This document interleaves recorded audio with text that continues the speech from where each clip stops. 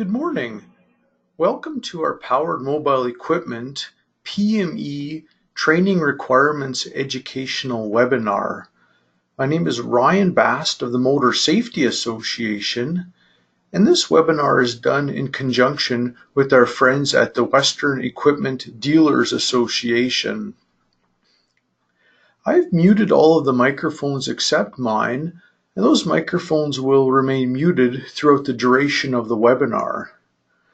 However, if you do have any questions, please enter them into the question box, and at the conclusion of the webinar, I will go through the questions and send them back via email with responses to all of the webinar attendees. So let's get started. In the agenda, I will go over a disclaimer and introduction to Powered Mobile Equipment Training Requirements. I'll talk about the applicable legislation and look at the training component as well as the evaluation process. I'll go over the process to ensure operators are competent, as well as discuss powered mobile equipment responsibilities and leave you with some prevention tips before we review and conclude. A bit of a disclaimer when I start the webinar is to inform you that this webinar is designed to provide information on how to ensure your powered mobile equipment operators are competent. This webinar is not a certifying powered mobile equipment competent operator training course.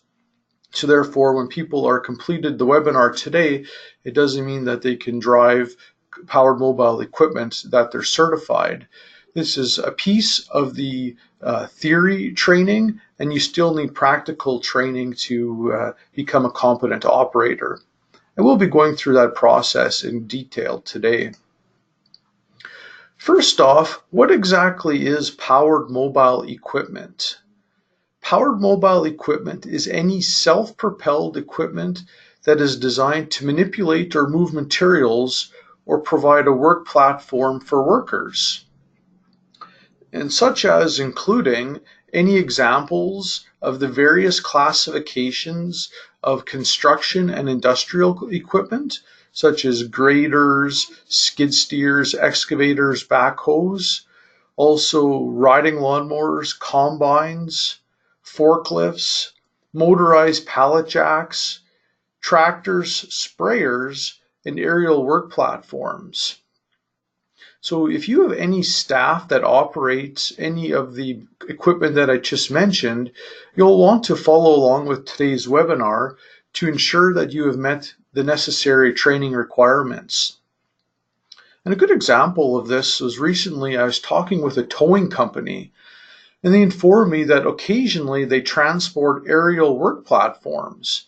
So therefore, that the operator of the towing company, the person who's driving the truck and loading the aerial work platforms, they need to be trained as a competent operator before they operate the aerial work platform, because they are unloading it and unloading it off of the truck.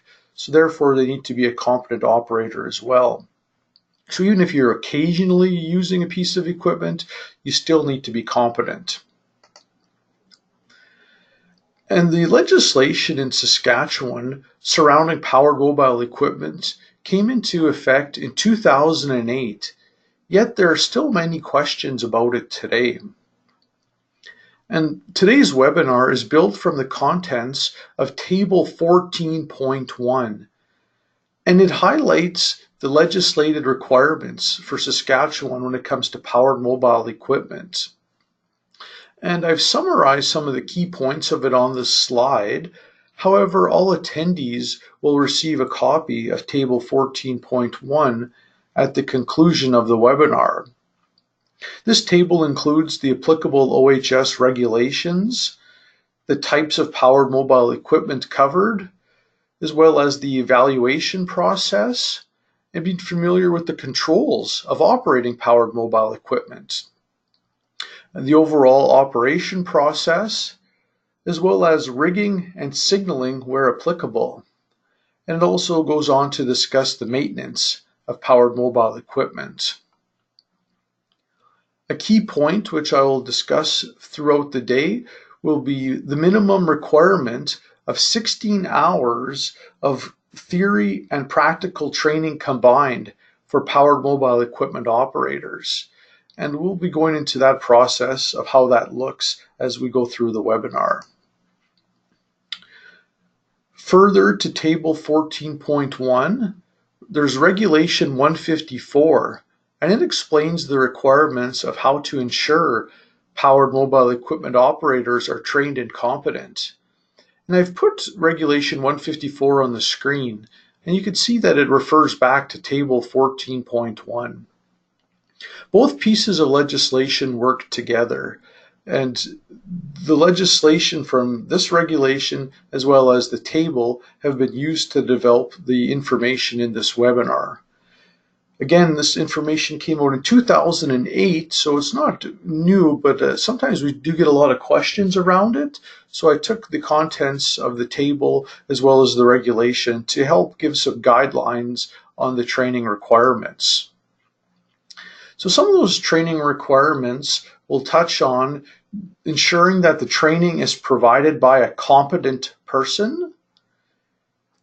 Training meets the requirements of Table 14.1, and that there are written records of training readily available.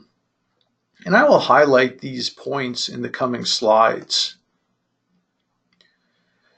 So the need for powered mobile training records applies to all Saskatchewan industries and businesses, whether you're in the motor industry, construction, hospitality, or manufacturing. If you have staff that utilize power mobile equipment, they need to be trained and you need to have those records. And just because you are a journey person, it does not necessarily mean that you are a competent powered mobile equipment operator. Unless your trade program specifically goes through Table 14.1 and 16 hours of powered mobile equipment training, operators are not competent. So keep that in mind, as I've been told that some people are under the presumption that because they're a journey person, they don't need to be trained as a powered mobile equipment operator. And that's simply not the case. The focus of powered mobile equipment training is not on the quality of the work performed, but on being able to competently operate that equipment safely. So it's not a race. When you are being evaluated in the process of powered mobile equipment, it's to ensure that you are operating the equipment safely. But first off, when we look at competent trainers, we have to look at what does competency mean and what does training mean. And competency is defined as possessing knowledge, experience, and training to perform a specific duty, while training is defined as to give information and explanation to a worker with respect to a particular subject matter and require a practical demonstration that the worker has acquired knowledge or skill related to the subject matter. So a good example of this is today's webinar. This would not be considered training because there's no exam or evaluation process. There's no practical demonstration. Instead, it is education. And as I mentioned, you can use it in your training log as part of the 16 hours. And I will give you a certificate of the education that you received from today's webinar to count towards that time for the 16 hours of training. OHS recommends that competent trainers meet the following criteria. For example, they need to have experience in the operation of equipment if they're going to be a trainer. The OHS ministry does not prescribe just how many years or hundreds of hours experience are required for competent trainers. They just need to ensure that they have the experience in the operation of the equipment. Further to that, competent trainers may have received formal training on safe operation of the powered mobile equipment, or they may have completed self-study as per Table 14.1. An example may be they could have taken a Train the Trainer program from an approved training agency, or they could have completed documented self-study based on the operator's manual. They could have completed qualification exams or possess various designations or certifications to help in their efforts to deem them as a competent trainer on that piece of equipment. And they need to be in possession of a written process or procedure to train and ensure competency. And this means that they need to have available to them information such as a checklist or training log. This could be developed from the operator's manual, or it could be in the form of an overhead PowerPoint slides. And that process or procedure is used to ensure that the trainer is competent in the process when they evaluate the workers. So they need to have some sort of qualification or information that they can utilize to deem people as competent, whether it be utilizing the presentations of an overhead PowerPoint, a competency checklist, or training log.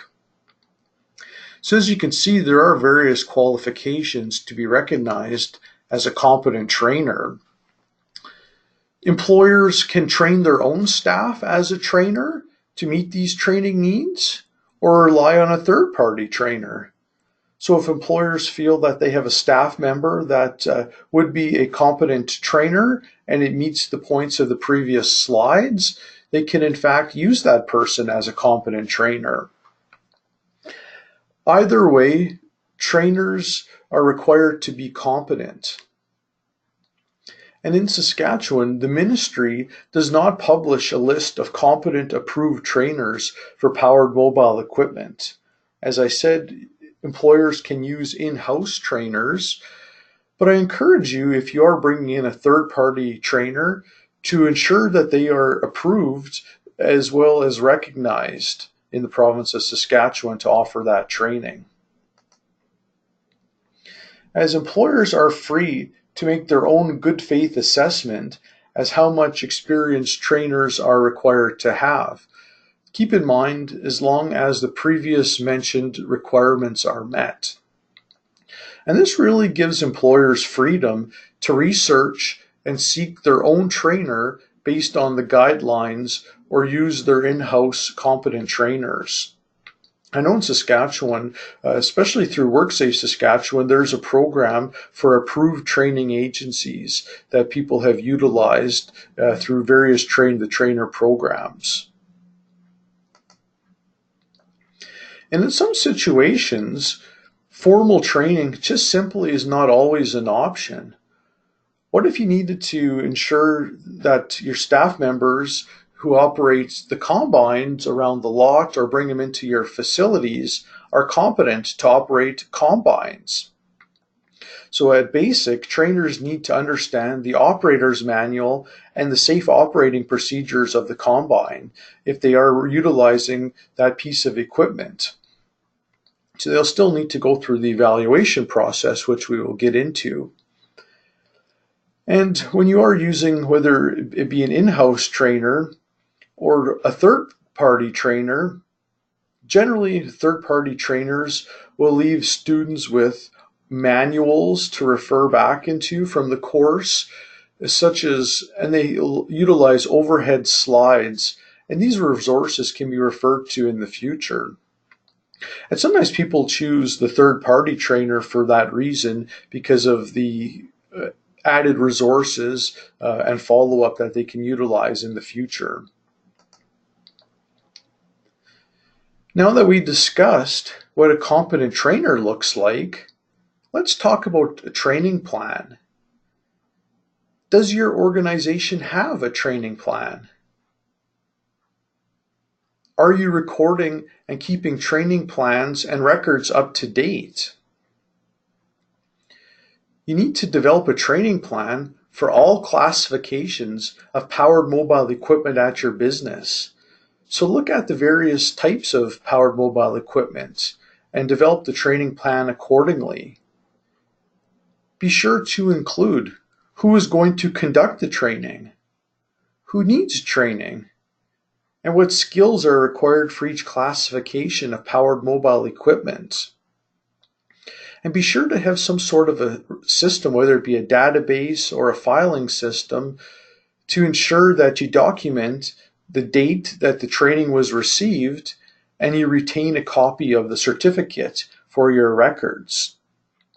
So it's important to know that the training plan will help you to ensure that your operators are competent, especially when you are onboarding new staff into your facility, to ensure that they do receive training if they will be operating powered mobile equipment.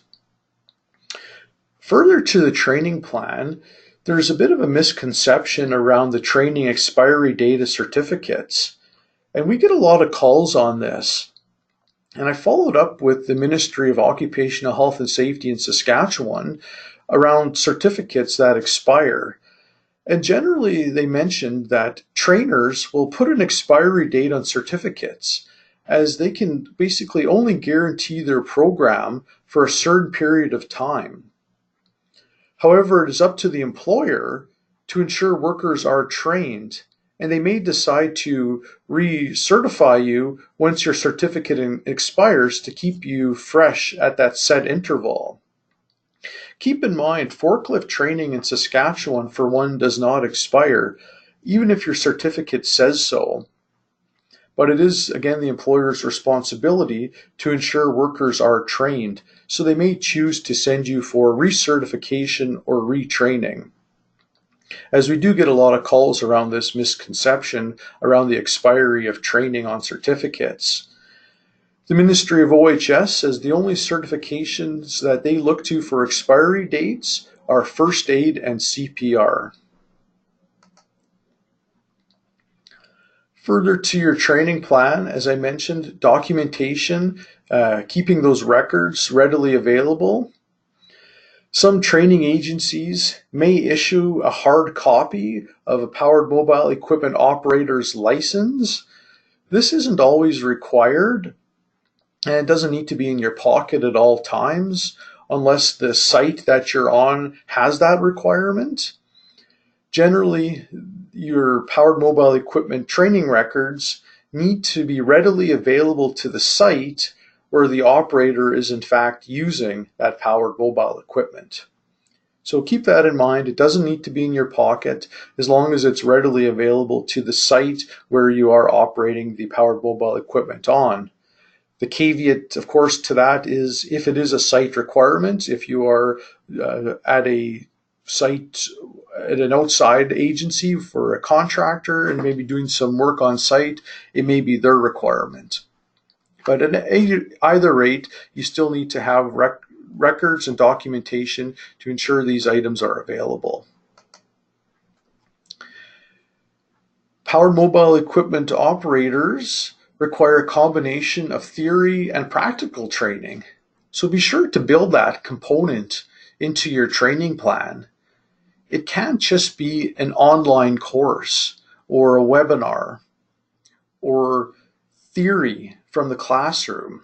You need to have the combination of theory as well as bum in the seat, hands on the steering wheel, practical operation of powered mobile equipment to count towards your training as a competent operator. So you can't have either, but you need to have both. Theory and practical. Now that you have your training plan in place, let's discuss the evaluation process. So as a competent trainer, when you are evaluating workers for competency, you can utilize a practical exam, which can be written, as well as made up of tasks that are part of the worker's routine job. So instead of having them going through routes and obstacle courses and tasks, why not evaluate them on the work that is part of their routine jobs and processes at your organization? This helps with efficiencies. You can, however, set up routes, obstacles, and tasks, but you can, instead of doing that, just observe them in the work that you normally have to need completed at your organization, and that can count towards the 16 hours. But in that observation, ensure that you are including the observation checklists and the written exams to evaluate competencies. And if you don't have an observation checklist, I will be sending that out to you at the end of the webinar, which meets the criteria for Saskatchewan's powered mobile equipment operation. It's the checklist and it goes over the 16-hour log. So a great resource which will be coming to you after today's webinar. If employers feel they have certain staff members that are competent operators, they do not need to send them to courses, and instead they can deem them competent in-house. However, if you are doing that, you still need to evaluate all powered mobile equipment operators, no matter how much experience they have. This is the due diligence piece, to evaluate and document people that you choose to grandfather. However, if powered mobile equipment operators are not grandfathered, they will need to work through the requirements of Table 14.1 and have the 16 hours of documented training. But further to the grandfathering component, if you are doing this process, again, you need to ensure that you have done some sort of documentation or evaluation to prove competency. I just can't say that Bill Smith is a competent operator unless I have some sort of documentation or records that I can put into his file as to why I feel Bill Smith is a competent operator. And only after that point of a successful evaluation then operators can be grandfathered and deemed as competent operators. So again, I just can't say someone's competent because they've been operating the equipment for 5 years. I need to go through and have some sort of documentation as to why I selected them as competent operators and they didn't go through the 16-hour training to meet that requirement. So it is an option that employers have, is to grandfather competent operators. So now that's a very good segue into the actual discussion of what are competent operators. And as to echo my further comments, they must have 16 hours of documented training on each type or classification of equipment they operate. And I've bolded and underlined classification. And this is important because sometimes people might think that if they've taken a forklift course, they can drive a combine. And that's simply not the case. For example, if I'm looking at classifications at an ag equipment dealership, I may look at components such as four-wheel drive tractors, two-wheel drive, utility tractors, lawn tractors, combines, sprayers, forklifts, and have a process to ensure competency on each of those classifications of equipment that workers are operating. It's no different than my vehicle driver's license. In Saskatchewan, I can operate cars, trucks, and SUVs and vans, but I cannot drive a semi-truck and trailer because I'm not trained, as that's a different classification. So remember classifications when you are looking at competencies and your competent operators. However, training hours from comparable pieces of equipment can overlap and be credited towards the 16-hour training requirement. And what I mean by this is, if I'm operating a combine, whether it be green, red, or yellow, the fact that I'm operating a combine, whether it be a different model number or a different color, those hours all count towards the classification of being a competent operator of powered mobile equipment combine. So again, the classification and within that grouping will count towards that 16 hours. Credit can be given from experience from previous training. You can also utilize that if you have training logs. And once you are deemed as a competent operator, no further evaluation is necessary. As I said earlier, training does not expire. However, as I mentioned, it is the employer's responsibility to ensure operators are trained and competent. They may in fact send you for recertifications. But generally, once you're deemed as a competent operator, no further evaluation is necessary.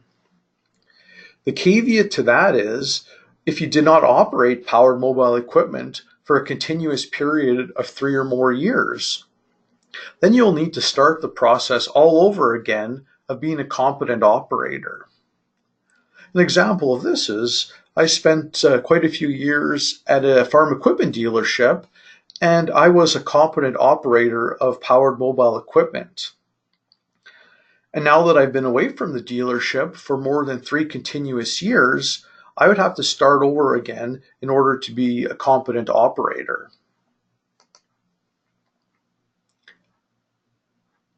If you change employers and have documented information from a reliable source proving training as per table 14.1, then you do not have to be retrained.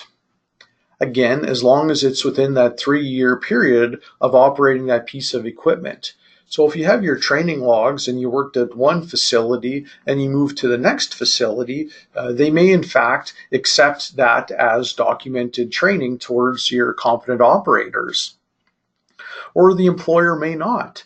It's their responsibility to ensure staff are trained. So they may recognize it, or they may put you through their own onboarding program to ensure that the training that you receive is adequate to be a competent operator of powered mobile equipment.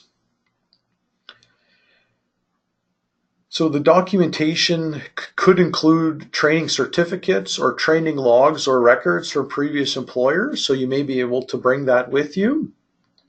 But as I said, some dealerships may choose to train their people on powered mobile equipment operation. If they already had training from another dealership, they may put you through it again just to ensure that they've done their due diligence and they're comfortable with your operation. And a good follow-up point as I close out the topic of competent operators is, I attended the Western Equipment Dealers Association conference, and there was a presenter was talking about efficiencies. And he said, why would you train all of your staff on powered mobile equipment operators? Why would you have your top paid technicians moving equipment in and out of the shop and road testing it? He instead suggested perhaps having a few entry-level trained competent equipment operators of powered mobile equipment, utilizing them to move equipment in and out of the shop. This puts ownership on that process, and it also helps in ensuring equipment is maintained if you have a few people that are the operators opposed to everyone operating it.